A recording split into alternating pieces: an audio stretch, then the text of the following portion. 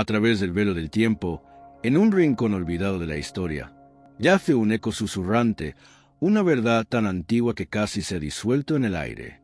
No es una verdad de este mundo, sino una que habla de otro, de un reino que precede al nuestro y nos espera al final del camino. Es la historia de un libro, un códice que, si las leyendas son ciertas, fue condenado al olvido hace más de 1200 años, borrado de los anales de la historia eclesiástica con un fervor que solo se aplica a lo que es profundamente temido. Su nombre se ha perdido en el tiempo, pero su esencia persiste en los rincones más oscuros de la gnosis, en las tablillas fragmentadas de sectas heréticas y en los suspiros de los místicos que buscan la raíz de su propia existencia. Hablamos de un texto que se atrevió a cartografiar no el mapa de la salvación después de la muerte, sino el viaje del alma antes del nacimiento. Un viaje que la ortodoxia consideró tan peligroso, tan subversivo para su doctrina, que decidió que era mejor que el mundo entero olvidara que alguna vez existió. Este no es un relato de ángeles y demonios en el sentido tradicional. Es la crónica de un peregrinaje cósmico, un itinerario del ser desde la fuente primigenia hasta la densa y limitada realidad de la carne.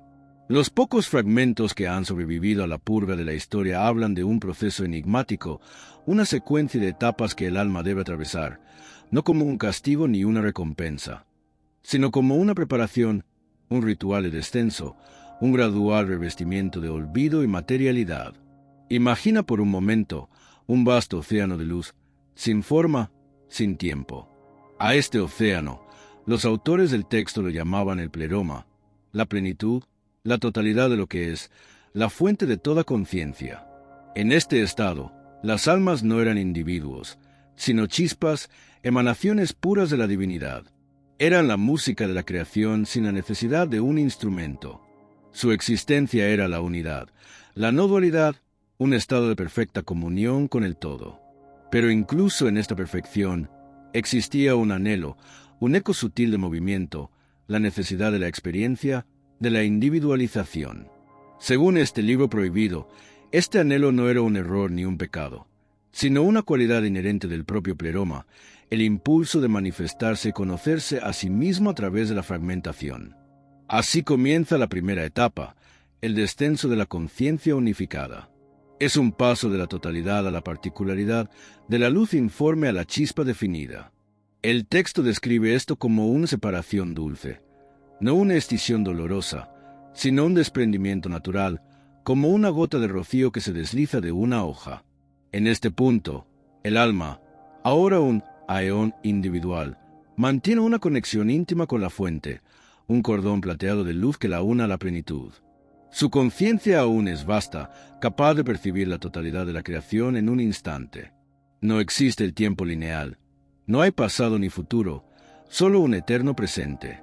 La forma, en esta etapa, es etérea, un campo de energía vibrante que resuena con la música de las esferas. Los antiguos sabios de este libro prohibido hablaban de una memoria cósmica que el alma poseía en esta fase, un conocimiento innato de su origen y destino, de la gran sinfonía de la creación. No tenía la carga de la individualidad ni el peso del ego. Su propósito era simple: ser. La segunda etapa, el cruzar de los valles de las sombras luminosas, es donde el viaje comienza a tomar una forma más dramática.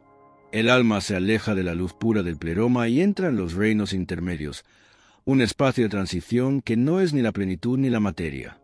El texto lo describe como un cosmos intermedio, un lugar donde las ideas comienzan a tomar forma y las formas aún no han cristalizado.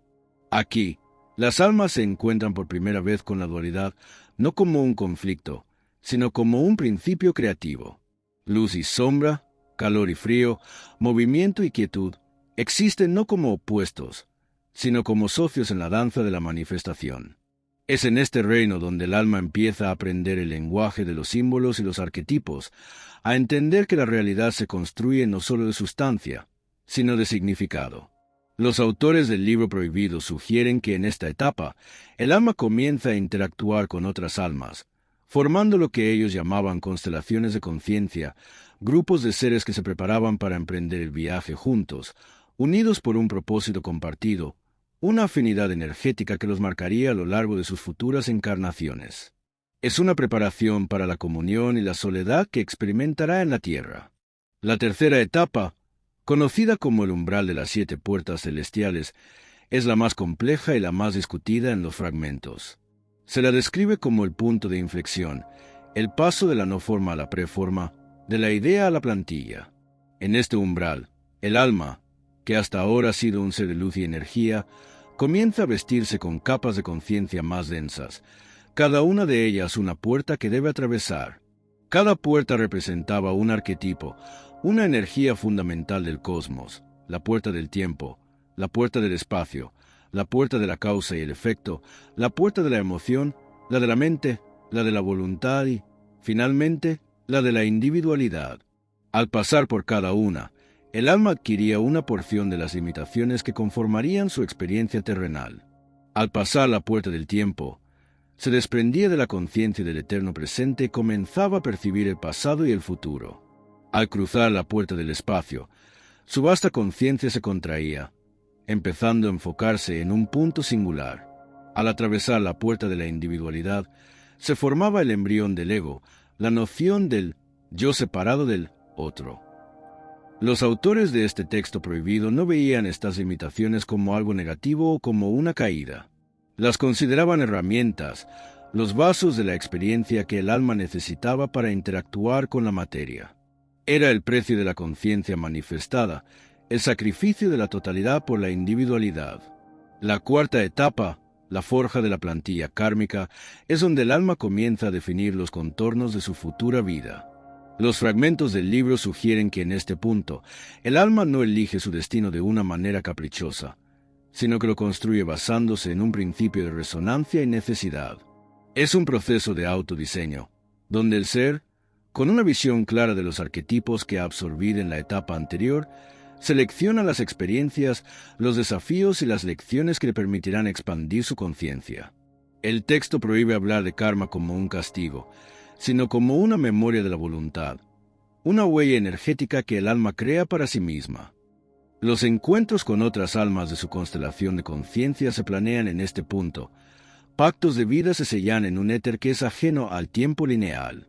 El alma escoge a sus padres, sus hermanos, a sus amores y a sus adversarios, no por resentimiento o apego, sino porque cada una de esas relaciones le ofrecerá el espejo necesario para su crecimiento. Es un proceso de profunda sabiduría, donde la entidad, aún no contaminada por el olvido, ve la totalidad de su futuro viaje como una pieza de arte, una obra maestra de crecimiento espiritual. La quinta etapa, el olvido de la fuente, es quizás la más conmovedora y la más trágica según la perspectiva humana, pero la más necesaria según el texto. Para poder sumergirse completamente en la experiencia de la vida terrenal, el alma debe, de alguna manera, olvidar su origen divino, su conexión con el pleroma. El libro describe este proceso no como un borrado violento, sino como un velo que desciende suavemente sobre la conciencia, un sueño que se insinúa. Se la compara con un actor que, para interpretar su papel con total convicción, debe olvidar por un momento que es un actor. Este olvido es la base de la libre voluntad, la condición necesaria para que la elección sea auténtica y la experiencia sea genuina. Sin este velo, cada decisión sería un simple reflejo de un conocimiento total, y la vida se volvería una simulación sin propósito. El texto insinúa que, a pesar del olvido, un eco de la memoria primordial persiste, una nostalgia del hogar que se manifiesta en los anhelos espirituales, en la búsqueda de significado, en la sensación de que hay algo más allá de lo visible.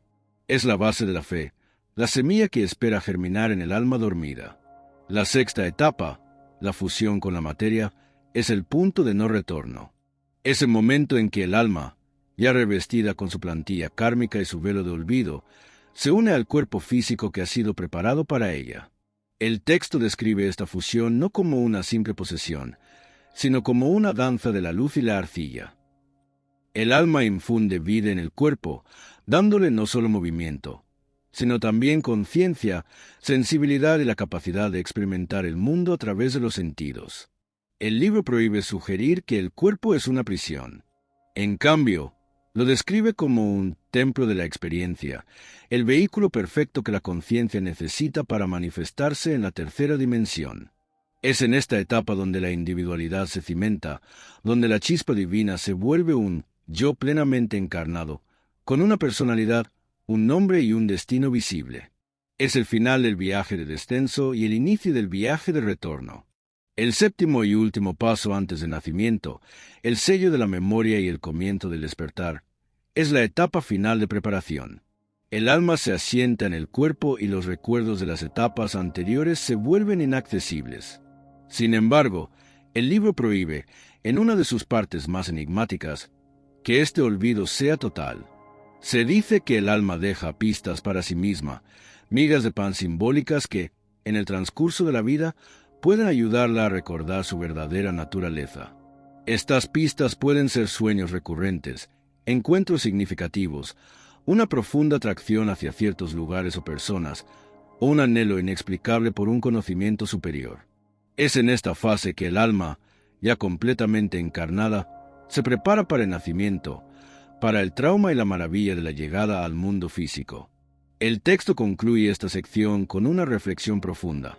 La vida, con todas sus pruebas y alegrías, no es más que el proceso de recordar lo que nunca se olvidó realmente. El propósito del viaje terrenal no es adquirir conocimiento, sino despertar el que ya se lleva dentro. El por qué este conocimiento fue considerado tan peligroso por la ortodoxia de la época es un enigma que los fragmentos no resuelven directamente, pero se puede inferir con bastante claridad. La doctrina oficial de la salvación se basaba en la idea del pecado original y la necesidad de un redentor externo. La idea de que el alma es inherentemente divina, que su viaje es autodirigido y que la salvación es un proceso de recordar en lugar de ganar, socavaba los cimientos mismos de la estructura eclesiástica.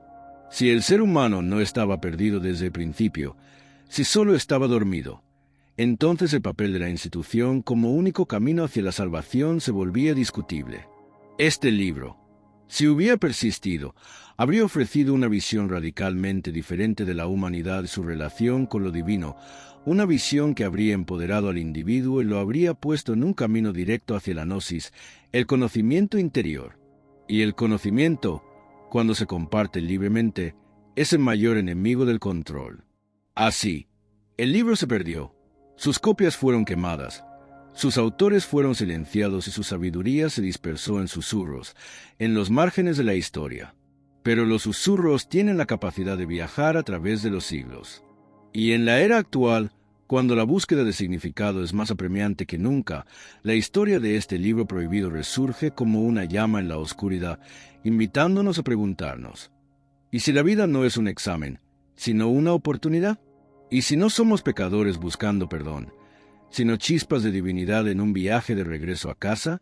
¿Y si las respuestas a nuestras preguntas más profundas no están en los cielos, sino en la memoria de un viaje que emprendimos antes incluso de dar nuestro primer aliento? El relato de este libro nos invita a mirar más allá de la superficie, a escuchar los ecos de una conciencia antigua que resuena en lo más profundo de nuestro ser. Nos reta a cuestionar las narrativas impuestas y a embarcarnos en nuestra propia búsqueda de la verdad, no en las páginas de un texto, sino en las profundidades inexploradas de nuestra propia alma.